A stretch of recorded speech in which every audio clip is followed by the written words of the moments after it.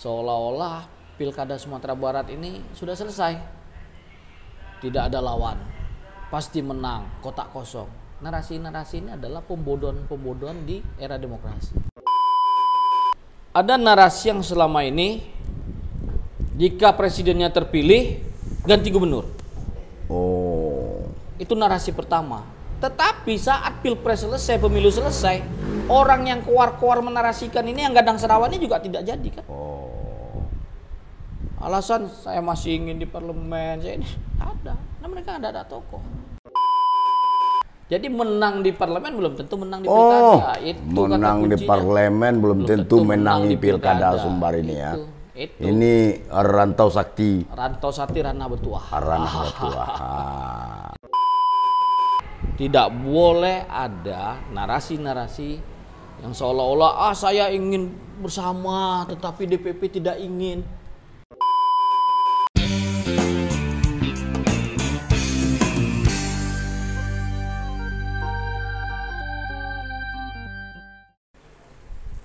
Assalamualaikum warahmatullahi wabarakatuh. Waalaikumsalam warahmatullahi wabarakatuh. Ngopi Toat, ngobrol pintar bareng Toat. Hari ini hadir dari Markas Besar Hati Nurani Sumatera Barat. Tentu dengan di Mabes ini, di Mabes Hati Nurani ini kita tidak akan menghadirkan selain dari tokoh sentralnya. Beliau adalah Dr. Haji Febi Datuk Bangso. Selamat siang, Tuk. Selamat sore. Selamat dan siang, sukses juga telah berlangsungnya rapat pimpinan daerah dan telah menjadi ketua harian Ikatan Alumni Lemanas Sumatera Barat. Luar biasa pencapaian Datuk dalam 1 minggu ini. Tapi kita tidak membahas hal itu. Oke. Yang ngobrol pintar bareng Toat siang ini kita menggali terhadap Datuk yang juga seorang analisis politik Sumatera Barat tentang kemarin sudah ada surat keputusan partai besar di Sumatera Barat tentang paslonnya Mahyeldi dan Pasko. Lalu kandidat lain baru muncul 1 nama aja bro, belum paslon. Apakah ini menalbikan Mahyeldi Pasko melawan kotak kosong di Pilkada Sumbar ini? Kemudian atau mungkin sebaliknya, mungkin ada pandang pada tua. Dan yang ketiga itu dalam konteks Hanura, melihat Pilkada 2024 ini, apakah menjadi pengamat saja, ikut berkecimpung dalam bursa Pilkada, atau bagaimana? Itu waktu dan tempat kami persilahkan kepada Dr. Febi Datuk Bangso. Oke Om Tuat, terima kasih. Assalamualaikum warahmatullahi wabarakatuh. Para sahabat ngobrol Pintar bareng Toat. Pintar bareng Toat. Jadi mengamati situasi politik Sumatera Barat hari ini cukup menarik. Awalnya gubernur dan wakil gubernur diprediksi banyak orang dan diharapkan juga oleh banyak orang pasangan ini akan melanjutkan bersama-sama kembali. Dengan karakter Pak Wagub yang selama ini kita lihat cenderung adaptif dan kemudian termasuk coolman juga, artinya mengikuti apa yang dilakukan atau irama ritme yang dimainkan oleh gubernur, sehingga tidak ada terjadi gesekan-gesekan dari awal pemerintahan menjelang akan berakhirnya masa jabatan gubernur dan wakil gubernur Sumatera Barat. Tetapi saat Pak Wakil Gubernur lagi di luar negeri ya di Belanda kalau nggak salah, santer kabar terdengar yang akhirnya ini menjadi fakta. Kemarin diserahkan SK Pak Mahyeldi dengan Pasko. Ya. Tentu koalisinya PKS dan Gerindra. Saya pikir itu sah-sah saja di dalam politik pilihan-pilihan itu. Ya. Apakah kita ikut mengaminin dengan narasi yang dibuat oleh para buzzer ataupun para orang-orang yang berada di lingkar kekuasaan Mayeldi, seolah-olah Pilkada Sumatera Barat ini sudah selesai, tidak ada lawan, pasti menang, kotak kosong. Narasi-narasi ini adalah pembodohan-pembodohan di era demokrasi. Harusnya tidak boleh seperti itu, dan inilah yang harus dilawan oleh tidak ada lawan, kan sama juga dengan dengan demokrasi juga ya. Kan ada dua kotak juga ya. Kita melihat ya, pernah ada kejadian di Makassar terakhir di Pasaman. Yang di Makassar itu malah yang menangnya kotak kosong.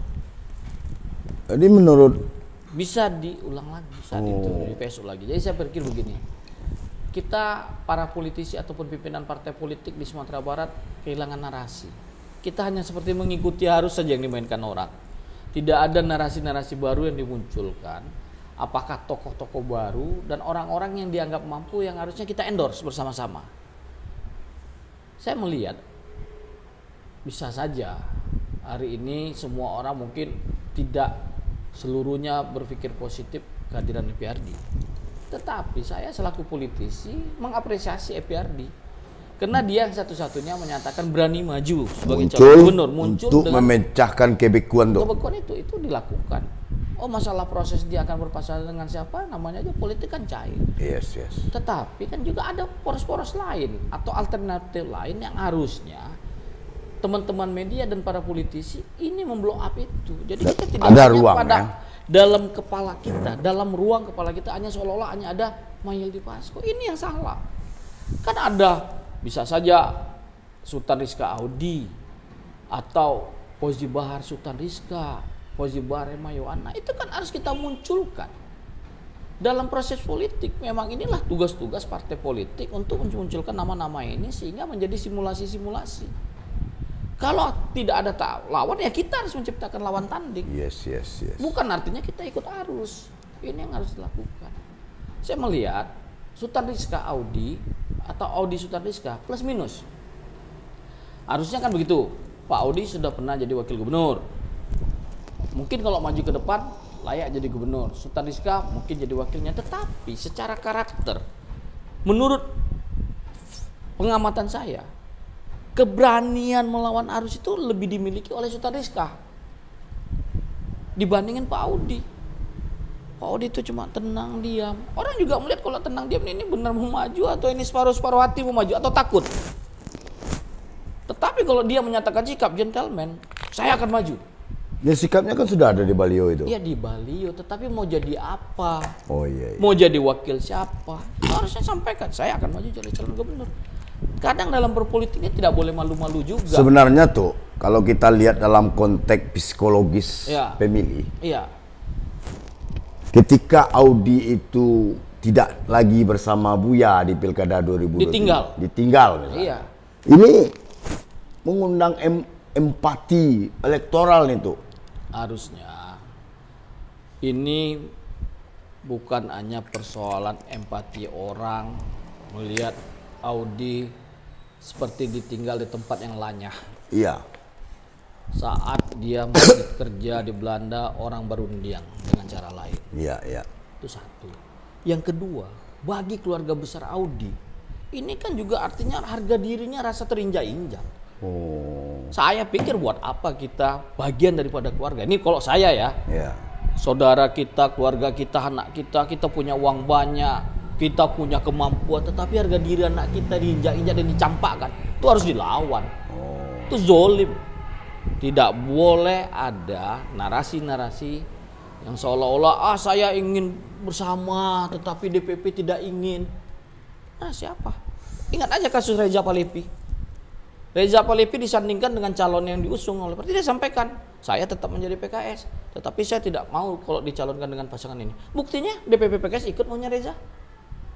Jadi artinya ini kan masalah pilihan dan masalah keberanian. Karena memimpin ini Pak, kalau enggak nyaman 5 tahun loh. Ya tapi kan dalam faktanya tuh, taruhlah memang betul rencana publik Sumbar itu PKS dan Maeldi dan Audi lanjut 2 periode misalnya. Iya. Nah, dalam proses ini kan ada rekom, ada SK. Iya. PKS nggak bisa sendiri itu. Iya benar. PKS dengan P3 kan bisa. Dan Pak Audi sudah diberi kesempatan, kata orang PKS nih. Ya. Saya jelas menjelaskan itu, mungkin Haji Nofrizon sudah menjelaskan secara gamblang. Saya tidak ingin juga menyampaikan apa yang disampaikan di Padang TV ya. Masalah ini siapa meminta ini, meminta itu, mohon ini, mohon itu saya pikir kurang elok kalau yang saya sampaikan. Nah, dalam konteks dia menyatukan pilihan ke Pasko ini dalam konteks apa sebenarnya ini? Ya kalau saya melihat, menurut pandangan Datuk. Pertama ya, ada 2 narasi. Ada narasi yang selama ini jika presidennya terpilih ganti gubernur. Itu narasi pertama. Tetapi saat pilpres selesai, pemilu selesai, orang yang keluar menarasikan ini, yang Gadang Serawan ini juga tidak jadi kan. Alasan saya masih ingin di parlemen, saya ini ada. Nah, mereka ada tokoh. Atau dia cemas juga di PAW oleh pengganti nomor 2-nya ini ya, Fasko ini. Gitu. Bisa saja kena takut di PAW didorong sama Fasko ini jadi calon wakil gubernur. Dalam konteks kemaslahatan daerah? Ya kalau menurut saya semuanya pasti plus minus. Gitu. Bergabungnya Fasko bisa saja, dengan hari ini Fasko adalah partai pemerintahan, bisa saja akan memberikan kebaikan. Tetapi yang namanya adab etika politik juga harus disampaikan. Silakan saja mau bersama tidak bersama, tetapi bukan saat orang berada di luar negeri kita juga melakukan putusan-putusan politik yang harusnya disampaikan saja dari awal. Kan orang juga bisa ngambil sikap, ya saya oke, kalau enggak saya tidak akan maju lagi. Tetapi ditinggal ini, tidak dianggap ini, bagi saya sebagai seorang polisi harusnya melawan. Jangan biarkan persepsi terbentuk. Sementara hari ini dukungan di bawah dengan Audi luar biasa. Ini orang kan jadi simpatik. Ya betul, simpatik, empati didapat oleh Audi hari ini. Iya. Dan kalau seandainya Audi Sultan atau Sultan Audi ini menjadi satu paket, ini indah demokrasi, indah pertarungan elektoral paslon ini. Nah, tadi sudah dijelaskan, kotak kosong itu bukan budaya demokrasi ranah Minang, ya kan? Dan menurut Datuk, mengingat hampir 1 bulan lagi orang mendaftar ke KPU, apakah akan terjadi juga? Terjadilah bro. Kotak kosong ini? Belum tentu ya. Putusan-putusan politik itu sering last minute. Siapa yang pernah menyangka IPMK itu tengah malam? IPMK itu udah mau tutup, KPU mendaftar, baru datanglah IPMK. Ya, terakhir sama juga kan? Terakhir sama juga. Genius Sumar Parizal ya? Genius Sumar Parizal, last minute loh. Malah SK-nya PKB itu udah di tangan Mulyadi. Dan orang sudah melihat tidak mungkin lagi ada partai. Tidak ada lagi kapal ke rumah Bagonjong di Sudirman. Sudah selesai. Tapi ada tangan-tangan sakti ya? Ada tangan-tangan sakti. Akhirnya Pak Farizal Jenis datang. Iya. Dan ada yang menarik. Yang awalnya pasangan ini dengan 20 kali 1 survei dinyatakan menang. Saat pilkada. Gak menang tuh. Nomor 3. Jadi tidak kongruen survei pilpres dengan pilkada? Survei sebagai panduan ya, tapi bukan survei itu adalah putusan akhir. Bisa saja alam berpihak menginginkan itu terjadi. Buktinya, siapa yang sangka? Orang semua bilang atas kertas menang Mulyadi, Ali Mukni, partai banyak, pendukung banyak, tiba-tiba Pak Rizal Jenis jadi calon. Ada yang tergerus. Maeldi yang terpilih. Ini kan juga memberikan pembelajaran bagi kita di Sumatera Barat, bagi politisi. Ya proses-proses itu ya memang berjalan seperti itu, dinamis. Terkadang orang yang nggak sabaran, buzzer-buzzer yang ini langsung ini tidak ada lagi lawan kota kosong, nggak ada. Jadi hari ini saya mengajak, masih ada waktu, lebih kurang 1 bulan sampai masa pendaftaran di KPU.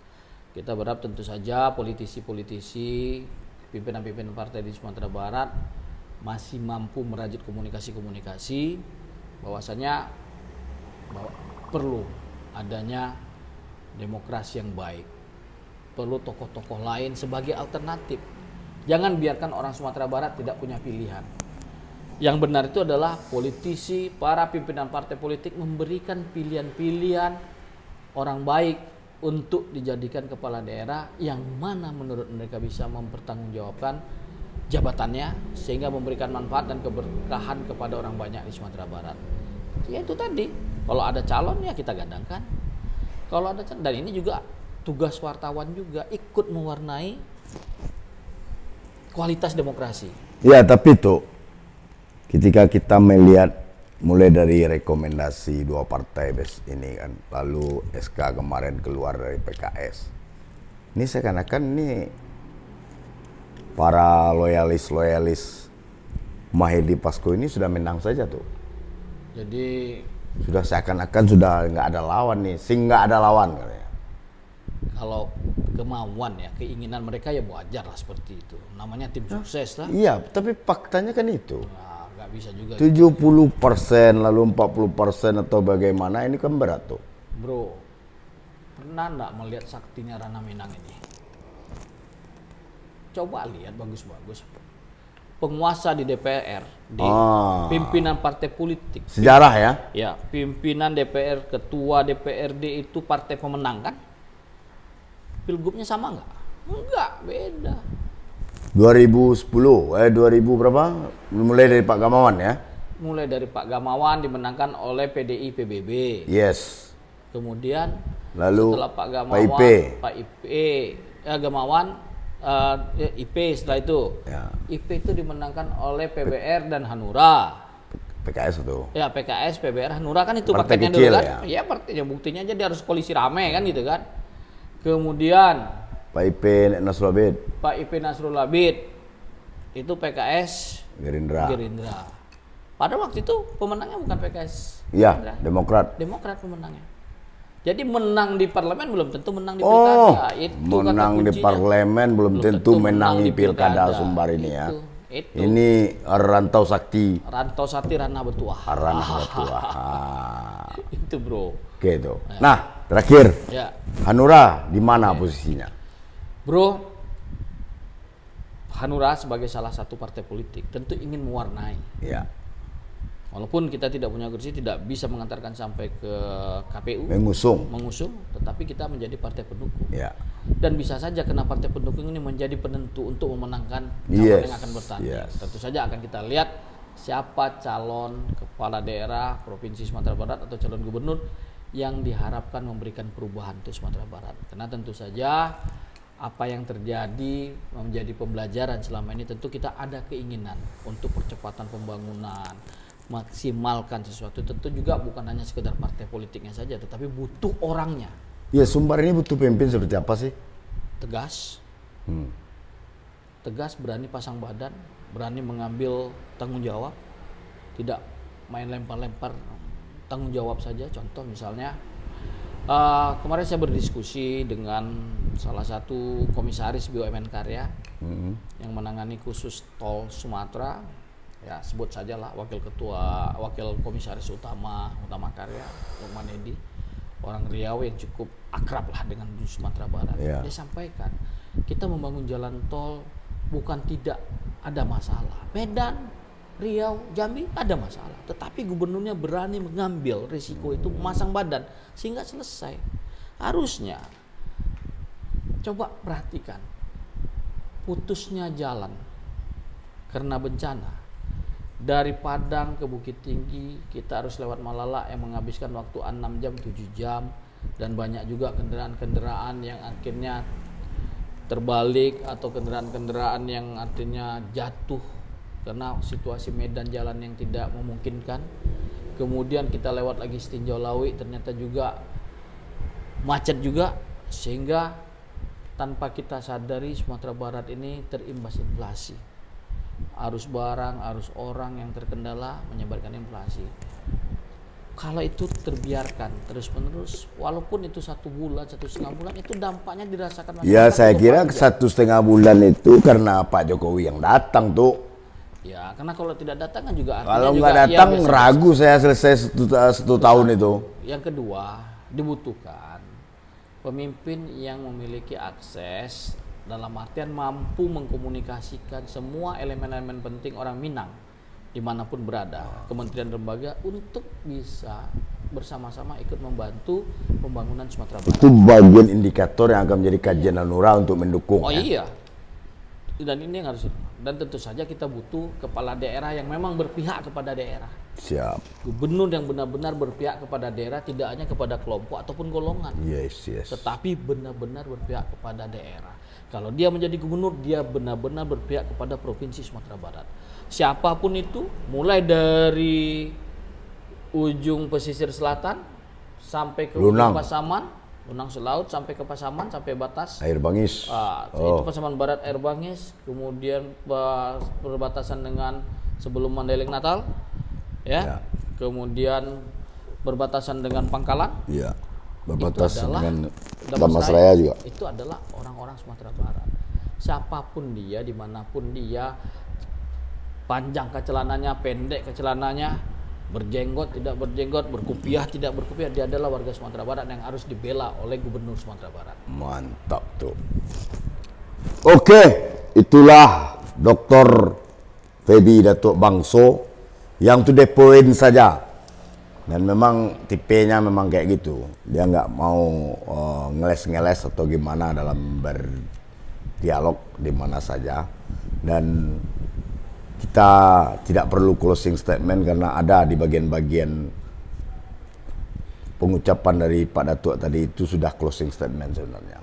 Misalnya pimpinan parpol dan segala macam itu harus berembuk untuk mencarikan calon alternatif. Yang jelas kotak kosong tidak ruhnya demokrasi Sumatera Barat, sehingga itu Datuk Feby tidak meyakini bahwa pilkada 2024 ini kotak kosong melawan Maeldi Pasco. Betul. Ya. Ya, terima kasih Tuk atas waktunya. Terima kasih Om Toat. Kita bangga dengan Datuk, sukses selalu. Terima kasih. Ngopi Toat kita akhiri. Billahi taufik hidayah. Assalamualaikum warahmatullahi wabarakatuh. Waalaikumsalam warahmatullahi wabarakatuh. Mantap bro. Luar biasa.